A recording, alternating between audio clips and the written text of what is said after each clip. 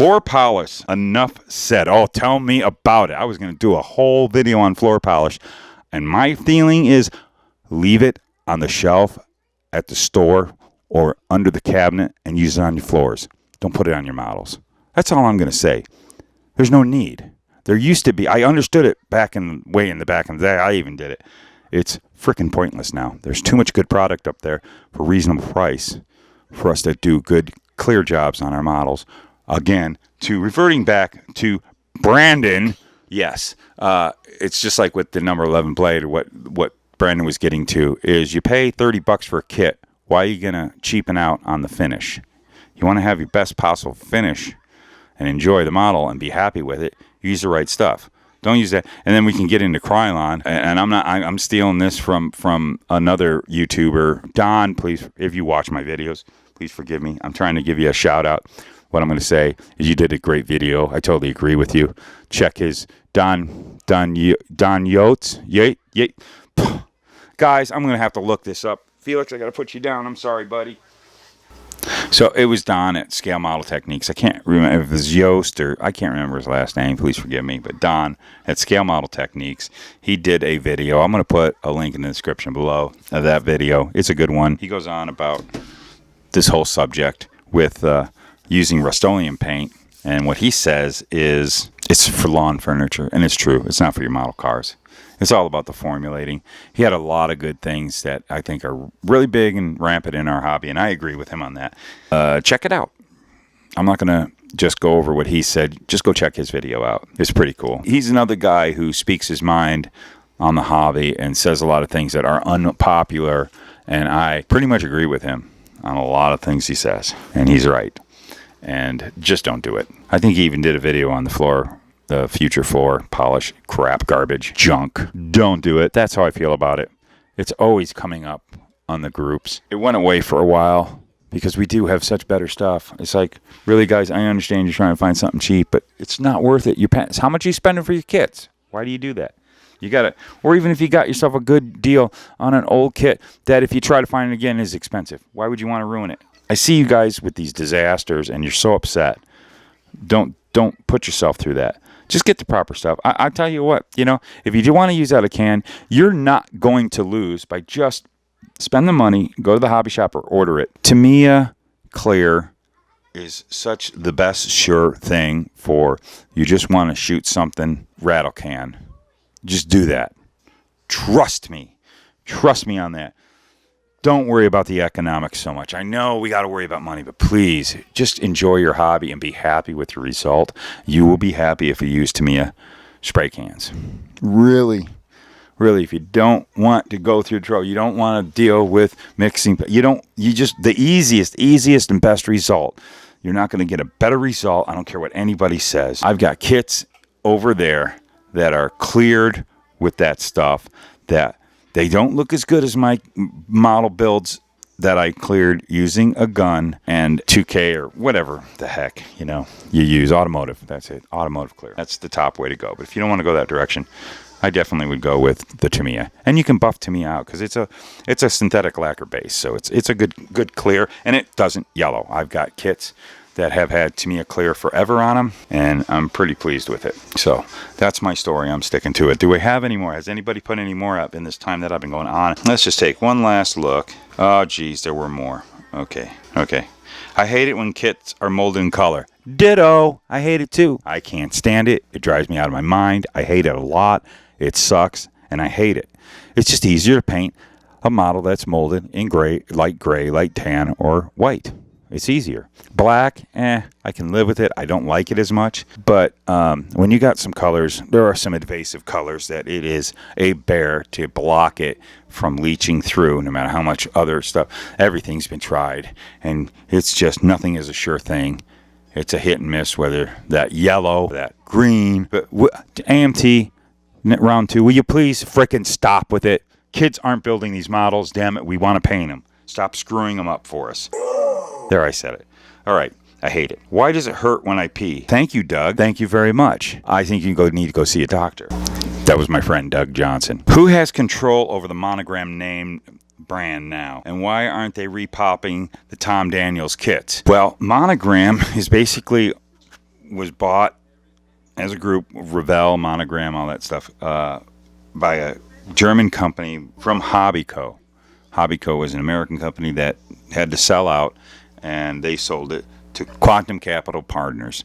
It's a German firm, and they are the ones who own Monogram. They have the name. They have been putting out kits under the Monogram name, old Monogram kits. Unfortunately, they really didn't buy the companies so much for the model kits, and especially even cars. They didn't have a lot of interest in the cars, so that's why we don't see a lot of cars. They're going to keep on doing them. They might even come out with new ones, but not at the rate of what Hobbyco was doing. They were really blasting off. Tom Daniels kits, I've heard there was a possibility of them bringing those back. They actually, if there's anything that they will do in the old Monogram kits, will be Tom Daniels, because the thing that they are interested in is marketing to kids. And the Tom Daniels stuff, they did snag up, and they do plan on putting that kind of, all the crazy custom stuff and all that stuff, because it is more kid-orientated, toy-orientated, because that's what they bought the company, from what I understand, that's what they bought the company for, was for, there were kid-type product, kid toys and stuff, toy products and stuff that were a part of the deal, is what they were really after. So, with that being said, you're probably going to see your Tom Daniels kits. They will be bringing them out. I'm pretty sure. I'm not 100% sure, but from what I understand, that's the deal. Let's see what else we got. Resin 3D printing doesn't count as scratch building. Pablo Meda, you put a bunch of them down. Thanks for getting involved, dude. Yeah, no, it's not. It doesn't count as scratch building. Kind of, sort of. But I have a guy who would probably differ with you. The amount of work that Jim Rogers puts into his 3D modeling, that's scratch building, dude. And I'll tell you what, I'm not knocking you. I'm not knocking any of you guys. But, dude, you couldn't hold a candle to the scratch building abilities of Jim Rogers. Because that dude, back in the day when there wasn't 3D printing, he was doing these Star Wars toys and stuff for big corporations, and he carved that stuff by hand, and he scratch built Darth Vader and Princess Leia, all this stuff, that his statuettes would be made into toys. And he'll tell you, he spends hours at that computer because he knew that was the direction it had to go. Nobody was hand carving nothing.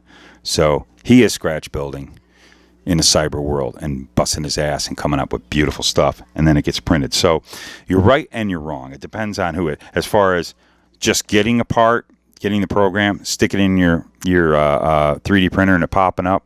No. But, yes, the dude who did the design work most definitely was scratch building.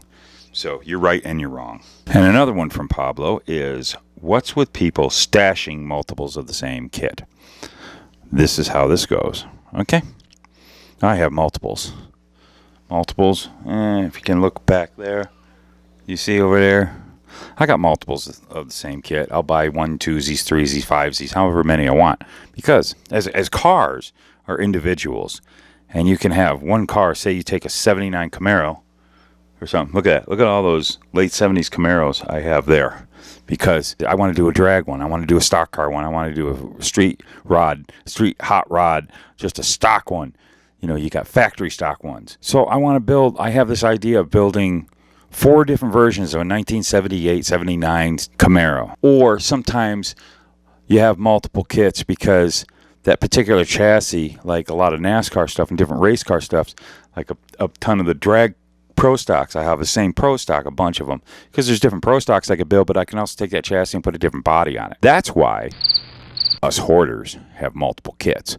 Is we have something that's in this kit that we like so much that I'm going to probably want to build a couple of these. So I buy 2 or 3 or 4 because I want to. And, because I want to. So that's that. Thanks for the question. That's a good one. Oh, Aaron, how many times I got to tell you to shut up, and you put 2 questions down here. Let's see if they're worthy of this video. Commission builds, good or bad? For me, 100% completely bad, because 1, it just turns into a job. I've done commission builds and it just and not to mention people who, quite honestly, if I'm going to build a model, and depending on the level and you want it detailed and all that stuff, to me, I do look at time is money, and I'm going to charge you accordingly, and you're not going to want to pay what it's going to cost to have a model built by me. A lot of the people that build model cars are making pennies an hour, and they love it, and that's cool, and that's great. But that's also what kind of ruins it for guys who want to try to do it for a living or want to do it and really truly get paid for their time. And by all means, as an artist, as anything, why would you not want to get paid for your time?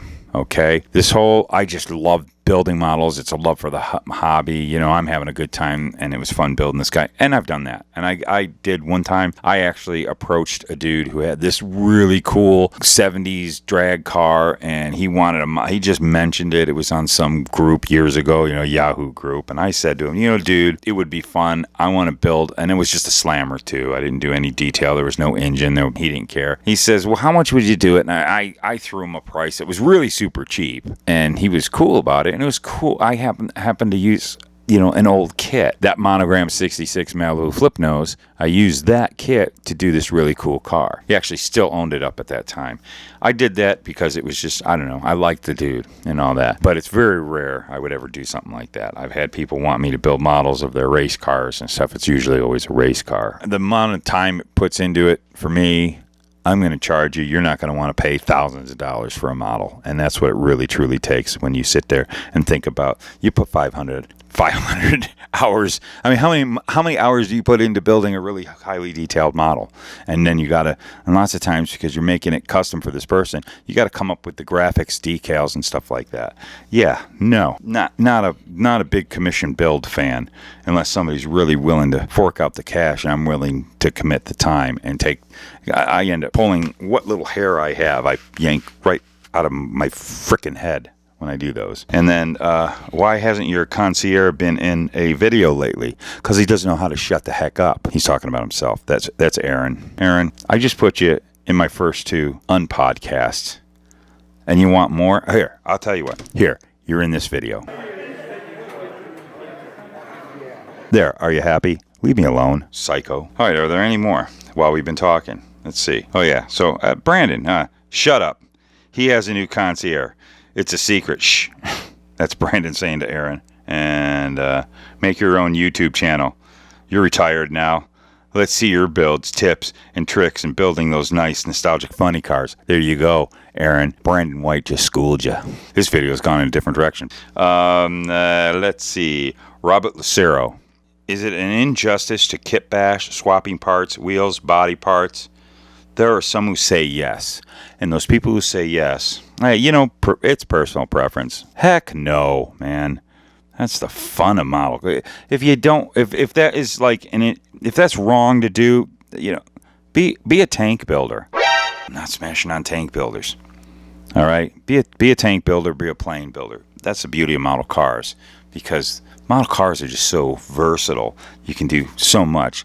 You can take, say, an El Camino, and you can bash this with a NASCAR kit and have yourself a NASCAR El Camino if you wanted, or a drag kit, or, you know, you can totally like take one of the drag pro stock kits and put that tube chassis under here, and boom, you got something totally different. No, that's what this hobby is all about, is bashing the heck out of kits. No, it's not an injustice.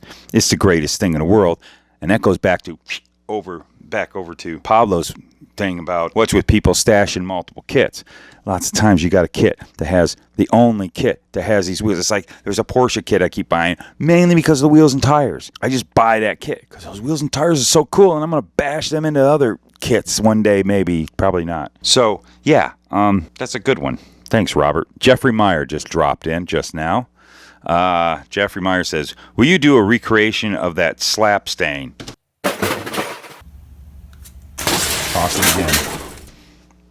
Sure, I'd love to. Wait a second. You guys like to see the slap stain? I got it laying around here, but I got to gather it up. The original slap stain is, I've got a couple pieces left. The body I can't find. He must have taken off with the body. Sometimes I find it. Also, a little stock car I built for him. You know, they're models. A 2-year-old's they're only gonna last so long with a 2-year-old, but he had a ball with it. He loved it. He still grabs the parts here and goes, ooh. He's running around with the engine too. He took the engine, but I don't know where the body's at. As far as recreating it, there it is. There's the slap stain body. Well, you know, you want me to recreate it? Here it is. There, it's recreated. Thank you, Jeffrey. Good one. They're still coming in. Let's see. Do we have any more? Philip Thornton. Firecrackers and model airplanes as a kid. What other uses model airplanes? I don't know. I think I like it. Moving along. I still have people writing as I'm filming this, so this is neat. This was fun. This is a lot of fun. I'm gonna have to do this again. Unless another one comes in, I'm gonna do my outro. Whoa. And all I gotta say to you guys is thanks a ton. Thanks a ton for participating. This was a lot of fun. We'll do it again. I wasn't even going to make a video today, and I knew I needed to. I haven't. It's been a crazy, crazy time at work, and I got a long vacation coming up next week, and I'm going to try to get some good content out there for you, among other things. And boy, oh boy, do I have an announcement I'm going to be really coming out with probably next week. That's going to level you guys. You're going to level you guys. It's a really cool thing. Some of you might kind of know what's about to happen, but the next phase of the Luka Cee channel, Luka Cee Enterprises or Industries, I don't know what yet to call it, is going to take place, and it is really, really cool. So I want to thank you guys for watching. I want to thank my producers.